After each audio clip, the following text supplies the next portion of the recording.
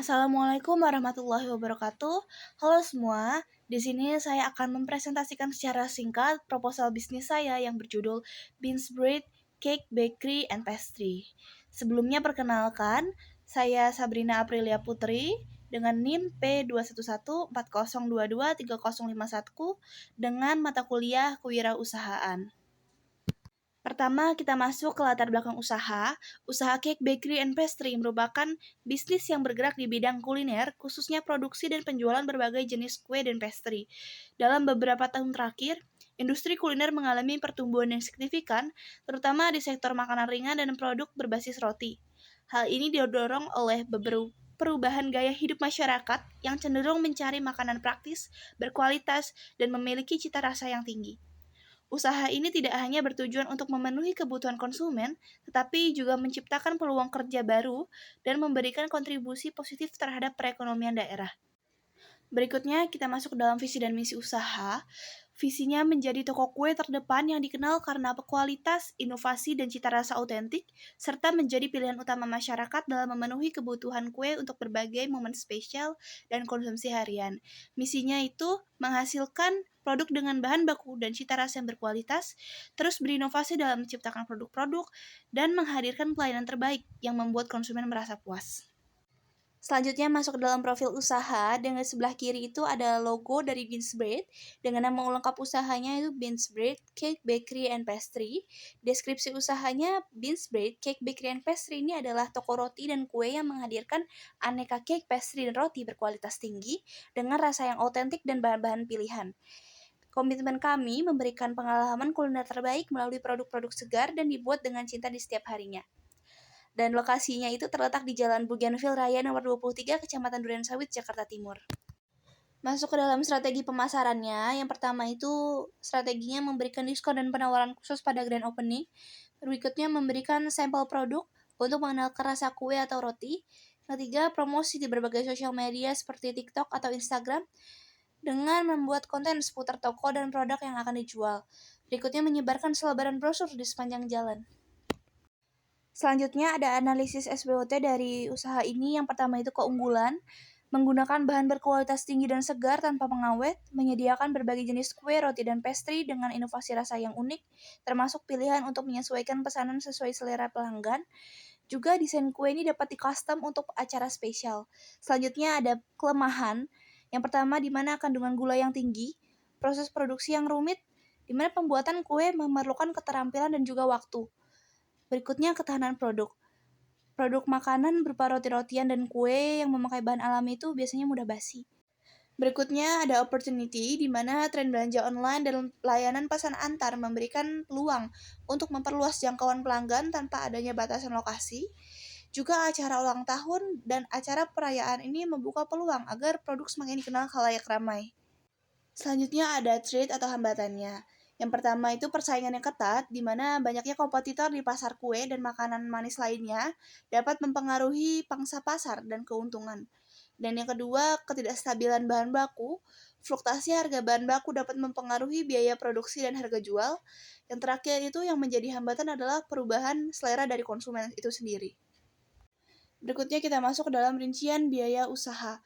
Alat dan atau bahan yang pertama adalah oven listrik besar, jumlahnya ada 1, harganya itu sekitar 10 juta rupiah. Alat dan atau bahan yang kedua ada mixer kue, jumlahnya itu ada 3, harganya sekitar 5 juta rupiah. Berikutnya alat dan bahannya ada loyang dan cetakan, jumlahnya itu ada 10, harganya sekitar 1.500.000 rupiah. Berikutnya ada timbangan kue, jumlahnya ada 2, harganya sekitar 500.000 rupiah. Lanjut ke alat atau bahan berikutnya, ada peralatan masak di mana ada spatula, gelas ukur, sendok takar, penggiling adonan, dan ayakan tepung dengan jumlah 10, harganya itu sekitar 700.000 rupiah. Berikutnya ada bahan baku awal itu sendiri, di sini jumlahnya menyesuaikan, harganya itu kita kasih modal sekitar 8 juta rupiah. Jadi di sini kita bisa total seluruhnya itu ada 25.700.000 rupiah. Selanjutnya ada biaya lainnya. Yang pertama itu sewa tempat selama 1 bulan dengan harga sewa per bulannya 4.500.000 rupiah. Berikutnya ada listrik, harga per bulannya itu 800.000 rupiah. Berikutnya ada promosi, karena kita promosi di 2 sosial media, harganya sekitar Rp1.500.000. Kita juga menyewa 2 tenaga kerja dengan dihargai sekitar Rp4 juta per bulannya.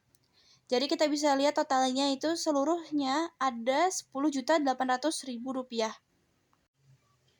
Berikutnya kita masuk ke perhitungan biaya produksi, harga pokok produksi, harga jual, dan break-even point. Yang pertama itu biaya produksi terlebih dahulu. Rumusnya harga barang plus biaya lainnya sama dengan 25.700.000 plus 10.800.000 sama dengan Rp36.500.000. Berikutnya HPP. Rumusnya biaya produksi dibagi jumlah produk pada satu kali produksi sama dengan Rp36.500.000 dibagi 250 piece sama dengan Rp146.000. Selanjutnya harga jual per unit. Rumusnya itu biaya per unit dikali 1 plus margin laba sama dengan 146.000 dikali 1 plus 0,2 sama dengan 175.200. Selanjutnya masuk ke BEP unit atau break even point unit sama dengan 36.500 per 175.200 dikurang 146.000 sama dengan 1.250. Lanjut kita masuk ke perhitungan laba atau rugi. Di sini labanya pendapatan kotor dikurang biaya produksi sama dengan 43.800 dikurang 36.500 sama dengan 7.300.000 rupiah. Dan pendapatan kotor sama dengan harga jual dikali jumlah produksi sama dengan 175.200 dikali 250 sama dengan 43.800.000 rupiah. Terakhir bisa kita tarik kesimpulan bahwa usaha Beansbread memiliki peluang besar untuk berkembang sebagai penyedia roti-roti berkualitas yang mampu memenuhi kebutuhan pasar. Dengan meningkatnya kesadaran masyarakat terhadap roti sebagai alternatif makanan ringan dan sarapan, usaha ini dapat menjadi pilihan utama pelanggan dengan menawarkan produk yang segar, lezat, dan terjangkau. Beansbread dirancang untuk menghadirkan berbagai variasi roti, mulai dari roti klasik hingga inovasi rasa baru yang mengikuti tren, dengan strategi pemasaran yang tepat, lokasi usaha yang strategis, dan manajemen operasional yang efisien. Usaha ini diproyeksikan mampu mencapai titik impas atau break-even point. Akhir kata, saya ucapkan terima kasih pada teman-teman yang sudah menyaksikan presentasi saya. Kurang dan lebihnya mohon maaf, saya pamit undur diri. Wassalamualaikum warahmatullahi wabarakatuh.